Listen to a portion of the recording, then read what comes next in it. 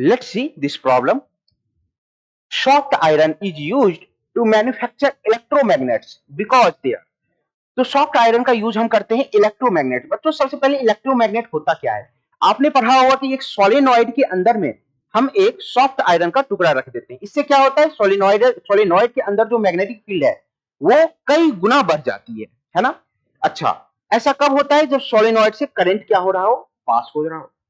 तो वहां पे हम एक ऐसे मटेरियल को रखते हैं जो इजिली मैग्नेटाइज हो और इजिली डीमैग्नेटाइज भी हो जाए। करंट जब हम फ्लो कराएं तो इजिली मैग्नेटाइज हो और करंट बंद हो, सोलेनॉइड का जब करंट बंद हो जाए तो मटेरियल इजिली डीमैग्नेटाइज भी हो जाए। यानी कि हमें सोलेनॉइड में एक ऐसे मटेरियल का यूज करना है जिसे मैग्नेटाइज और डीमैग्नेटाइज करना इजी हो, है ना? तो वैसे ही मटेरियल से हम इलेक्ट्रोमैग्नेट बना सकते हैं।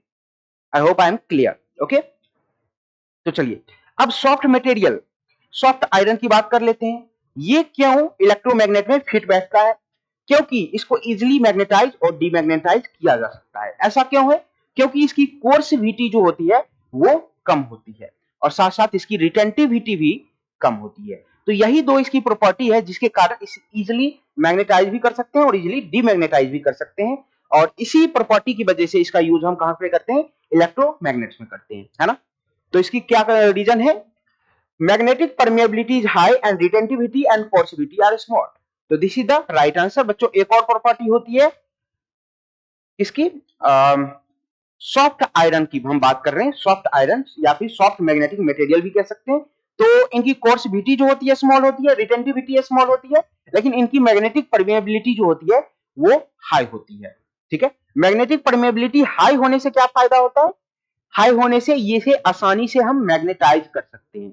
जितनी ज्यादा मैग्नेटिक परमेबिलिटी एक मटेरियल की ज्यादा होगी उसको मैग्नेटाइज करना उतना ही आसान होगा, और कोर्सिविटी जितनी कम होगी डीमैग्नेटाइज करना उतना ही आसान होगा, है ना?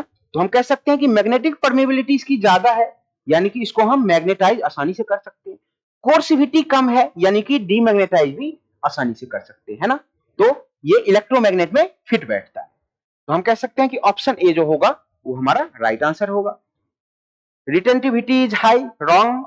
कोर्सिविटी is high, this is also wrong. Area of hysteresis loop is large, this is wrong, है ना?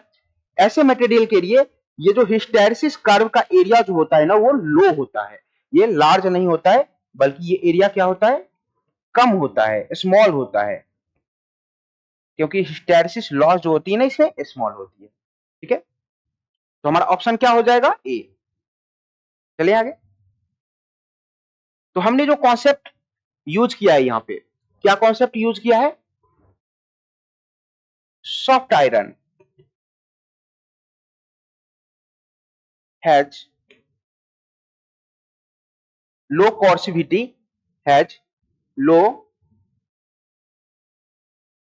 कोर्सिविटी एंड रिटेंटिविटी ड्यू टू